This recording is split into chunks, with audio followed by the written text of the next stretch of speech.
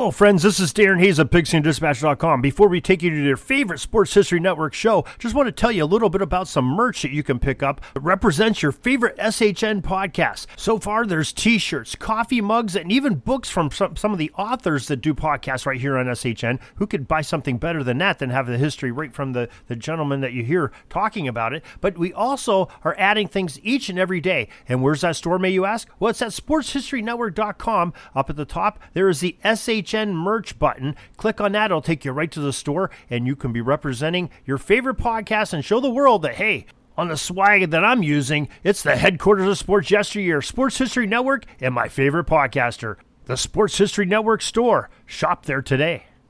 This podcast is part of the Sports History Network, your headquarters for the yesteryear of your favorite sport. You can learn more at sportshistorynetwork.com. Welcome to this episode of Tim Coffeen Talks IndyCar and Racing History. During each program, Tim will take you behind the scenes and share stories and memories from his long career in the world of IndyCar competition.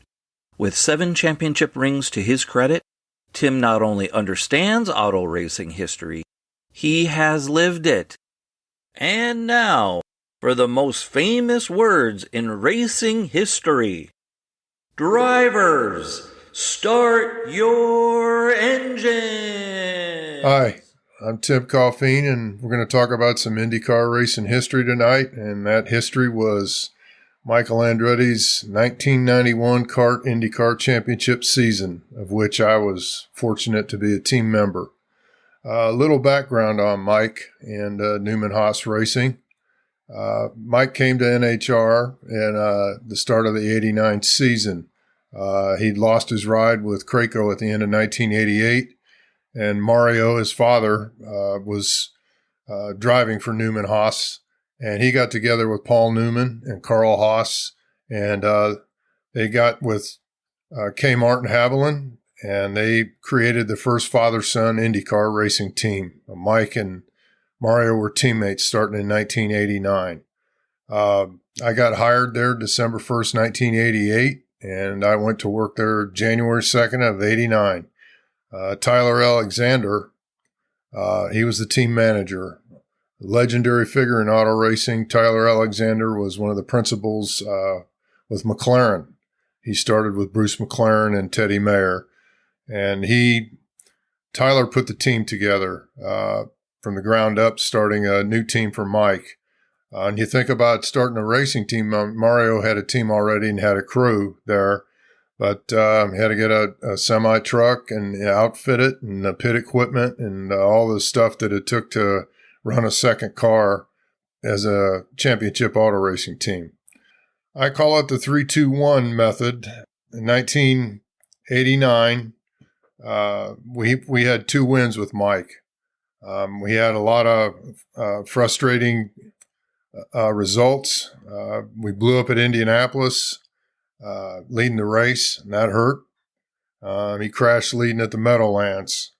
That hurt too. Leading at Elkhart Lake in the fall, he ran out of fuel. He had a 30-second lead, and he ran out of fuel at the bottom of the hill. He couldn't make it up the hill to the checkered flag, and we lost that race. But we ended up third in the points, and it was a learning process, so to speak.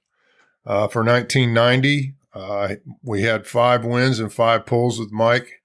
We didn't run very good at the Speedway. And the next race, we ran out of fuel on the last lap leading at Milwaukee, and that one really hurt. Like I said, we won 5 races that year, and you could feel the momentum building going into the 1991 season. But the 1991 season, the start was nearly disastrous. We didn't run very good. Australia, we were leading the race, the very first race. We traveled first time to Australia, raced overseas. Mike lost his brakes and crashed with 8 laps to go, and he had a sizable lead. We went to the Long Beach Grand Prix for the next race, and he was running second to Al Unser Jr., and he was racing hard with Emerson Fittipaldi. And they had a horrific crash in the pits, Fittipaldi and Mike did. Fittipaldi pulled out of his pit in front of him, and Mike ran over him, almost got upside down, basically destroyed the car. We had to go to Phoenix the next week and race there on an oval from the street course and rebuild that car. Never forget, we had boost problems in the final warm-up. We had the wastegates off the car, put them back on.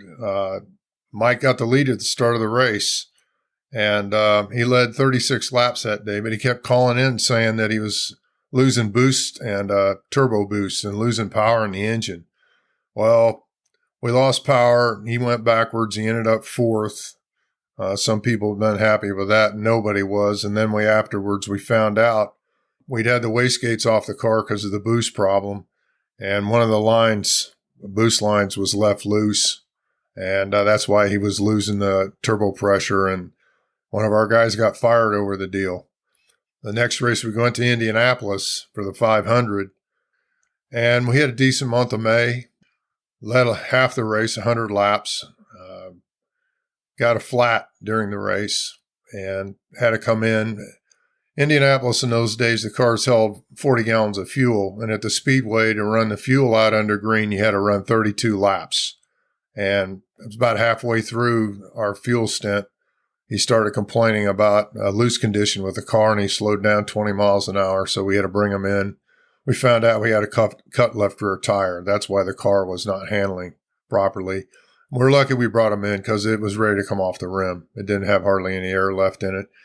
We got beat at the end of the race. He was leading and battling with Rick Mears, and Mears got around us, and we ran second. It was a real disappointment after leading the race, but we did finish second and got some points. We went on to Milwaukee and finally got a win the next race. And we went to Portland from Milwaukee. And it was one of the most magnificent starts I've ever witnessed. He started in the second row, and coming down for the green flag, he drove in between the Penske cars and was leading in turn one and never looked back. We were on a roll. You could tell it was building. We did have some DNFs that come up at Michigan 500 and Meadowlands. We had engine failures and didn't finish the races. He dominated at Toronto the next race and won. We had a third place at Denver, got more points. We were chasing Bobby Rahal for the championship, and we got back in contention. And then Mike Andretti, he was above and beyond the next three races. In those days, the kart championship paid 20 points for a win, and 1 point for leading the most laps in a race, and 1 point for the pole position for the fastest qualifier. So a perfect weekend, you could accumulate 22 points. Well, in three races, Vancouver, Meadow Isle, and Elkhart Lake, Mike and the team, we got 65 of 66 points. And it put us right there with Bobby Rahal racing for the championship.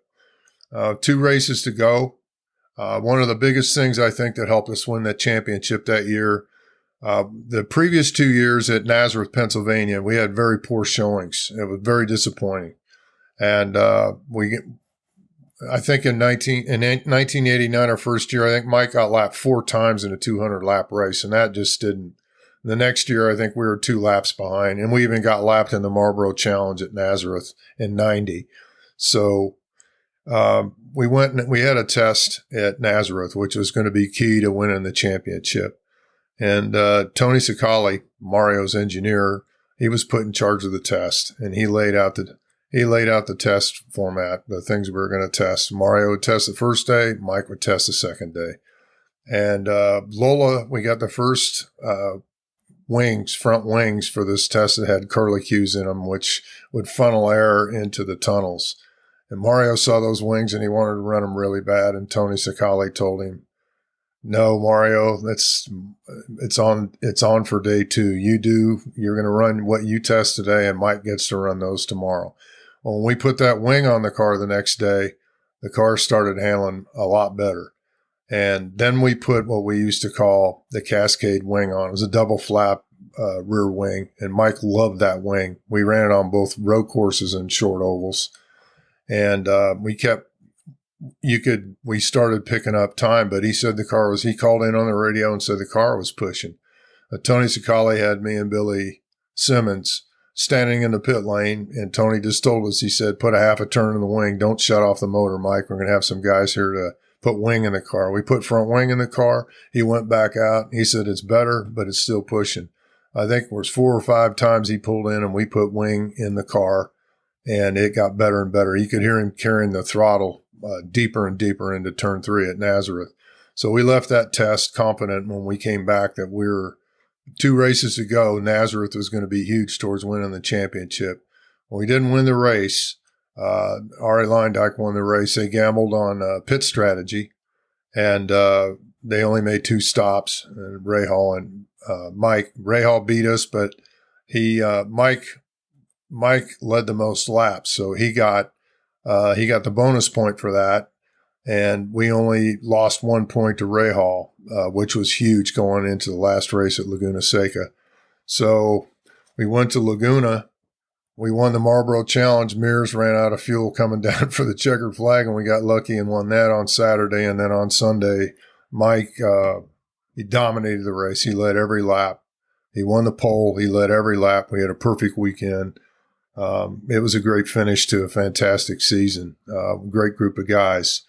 Got to share it with my family. My mom, my sister Patty, my sister Tessie, my cousin Joe, my Auntie Mel, Uncle Leroy. A lot of their kids were there. And the next day after the race, my mom and my aunt and uncle got on an airplane and went to Hawaii and took a vacation. It was the end to just a dream racing season. The guys that made this happen, my teammates, I want to talk about some of those guys. Ed Nathman, he was our team manager.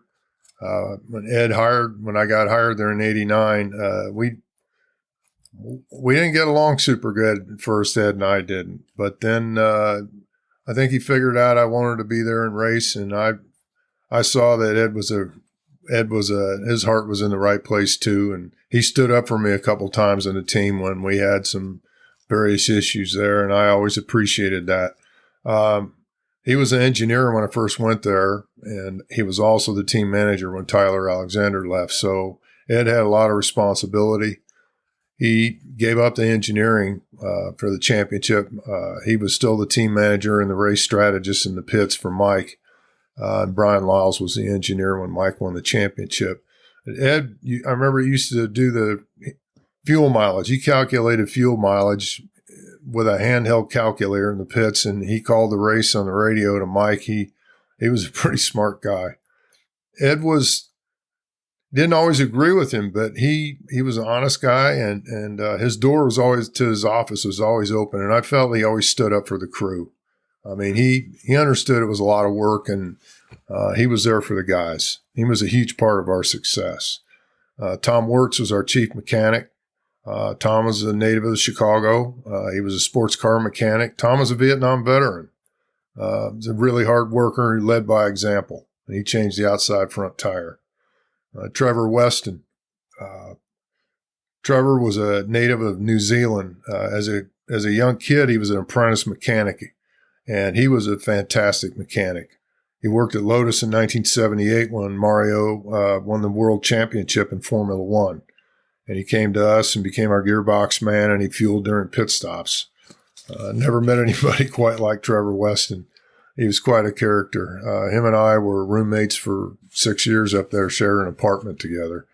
And Trev loved to win races and enjoy a couple of cold beers afterwards. Ray Sorensen. Ray was local kid from Lake Forest, Illinois. He raced sports cars, and he worked on Walter Payton's sports car team. Ray came the previous year in 1990 was the first year with the team, but he worked on the test team. And then he came over to work on Mike's car at the start of 91. He fit right in. I remember the first time he ever changed a tire in competition was in the Indianapolis 500. And he was really nervous, but he did a great job. And to this day, he's a very good friend of mine. Lynn Ostergaard. Lynn was from Ottawa, Ontario, Canada. That was also his first year with the team. Lynn raced sports cars when he was younger. He worked in Formula One for Copersucar for the Fittipaldis. And Lynn was an excellent mechanic. Lynn brought a quiet strength to our team. He stayed in the background. He was a quiet guy, but he was an excellent mechanic, and he was vital to our success. Kenny Seawick, he was a Milwaukee native. And him and I, we started at the same time at Newman Haas together. He started out as a transporter driver, and he eventually became an assistant team manager there. Kenny was a vent and air jack guy on Mike's car. Don Texter, he was a transport driver also. He was responsible for the tires there. He took care of all that. He changed the inside rear in the pit stops. When I think of Don, I always think about Elkhart, the Elkhart race. It was a critical race getting down towards the end of the year, and Mike Andretti was battling Al Unser for the lead. And we came in for our first pit stop, and the engine died coming in on the way in. He came in dead stick. Well, the guys did their jobs. We changed the tire, put fuel in the car, and I looked up, and Tex had the starter. He went over and got the starter off the wall and started the engine up before the fuelers were done. We never lost the lead. Tex is a good teammate. Davey Evans. Davey Evans was the longest Carl Haas employee. He came to the United States in 1971 when Carl Haas ran Jackie Stewart in the L&M Lola in the Can-Am Series. He was in charge of our engine department, assistant race strategist. Davey would do anything to help the racing team. I'd call him the public conscience of Newman Haas Racing. No matter whether a guy needed a pat on the back or a kick in the ass, Davey was there. He was a great friend, one of the best teammates I ever had. Mario's guys, we got to talk about them. Carl Dean, John Tazonikas, John Billy Simmons, Jimmy Bellini, Brian Ferguson, Donnie Hubble. Colin Duff was a shop foreman, overall crew chief. He was Mario's vent and air jack guy. We were a team through and through. They were great guys to work with, and we all won together. Carl Berggren ran our parts department. He was in charge of the shop when we were on the road. Carl's a real team player. He was a racer. He was a longtime friend. On the front office, we had Marcia Meyer, Sharon Zeke, and Leo Pavlotis. They ran the front office, did an outstanding job, and took great care of our crew. Peter and Mary Lynn Murphy, they ran the hospitality center on the road. They took great care of us when we were on the road. Words about our owner, Carl Haas. Carl was great to work for and very loyal to his people. He gave us what we needed to win. He just expected us to win, and you can't ask for. Carl's an interesting guy. I remember at Indianapolis in 91. We qualified fifth, but we weren't super fast, and we didn't run that good in 1990 at the Speedway. I didn't think with Mike. He never led the race. We lost a wheel bearing about 140 laps, and he was second or third, but I thought Mike, if you give him the horse to ride, he's going to be up front. And anyway, we put the race car together for the way we used to do it was qualify and use a spare car the second week at Indy for full fuel testing and everything. Put the race car back together and then run it on Saturday, the third day of qualifying. Those days they had 4 days. We'd run the race car on Saturday with some fuel in it just to make sure it was ready for carburation day before the race. Well, Carl walks in the garage when we're getting ready to put the car on the scales, and he had a setup sheet in his hand. And rumor has it he won it in a backgammon game with Doug Shearson, who was the owner of the year's previous winner. Well, Carl said, I've got Line Dyke's setup sheet from last year. Ed Nathman, the team manager, says, let me take a look at that. He called Brian Lyles, our engineer, over and said, well, look, the springs are different. The toes are different. Camber's a little different. It won't hurt to try it. It won last year. So we made some adjustments. We went out, and this Saturday we ran the next day and put 25 gallons of fuel in it, which is a lot more than you have in when you qualify. And we went as fast as we did qualifying. So, like I said, Carl was in our corner. He gave you what it took to win. He was a very kind man. Paul Newman, he was very supportive of the team. I mean, there was times he'd show up unannounced at tests just to check on how things were going. He loved racing. He really supported us. Bernie and Carl were a great team. Bernie was very cool and collected. She was a calming influence. I think she was a great partner for Carl. She helped make a lot of key decisions. she was very kind to the crew. I really enjoyed working for him. Upon reflection, Michael Andretti in 1991, he was one magnificent race car driver. He had 8 wins in the Marlboro Challenge. He won 8 pole positions. He led nearly 1,000 laps. Al Unser Jr. was the second laps led, and he had a little over 200. So he was incredible at starting races. The thing about Mike that I always enjoyed was there was times that him and I didn't speak very much on the course of a weekend. I was working on the car and he was driving it. But I knew when he got in the car on Sunday and got strapped in, he was going to give it all back to you. He was going to drive the wheels off that thing. And when you're a racing mechanic, that's all you can ask for. It was 1991 for me was it just after all the years I'd hung around racing and came to Newman Haas wanting to win and to win a championship. I'll never forget Mike. He went on that ESPN show, that Thursday night program. I think it was Thursday Night Thunder. And they asked him after we won the championship, they said, would you trade this for an Indy 500 win? And Mike said, no way. He says, this is winning a championship is the hardest thing to do. And I totally agree with him. It was a great year in my life. I treasure the people that I worked with. And I'll never forget that year.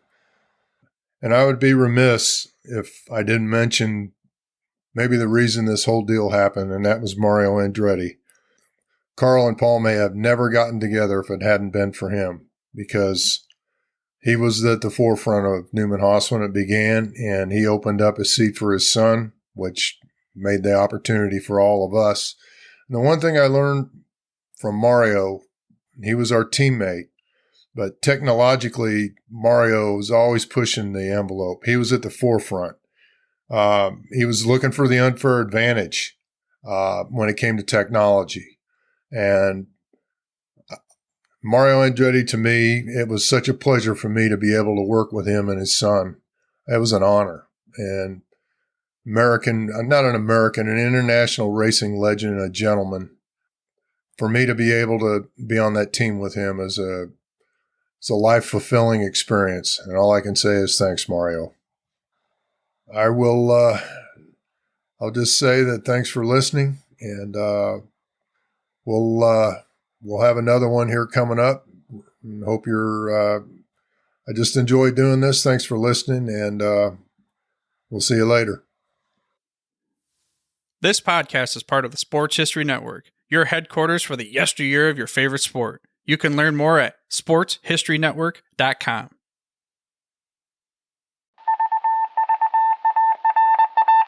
It was just another ordinary day in the offices of the Pittsburgh Guardian newspaper circa 1924.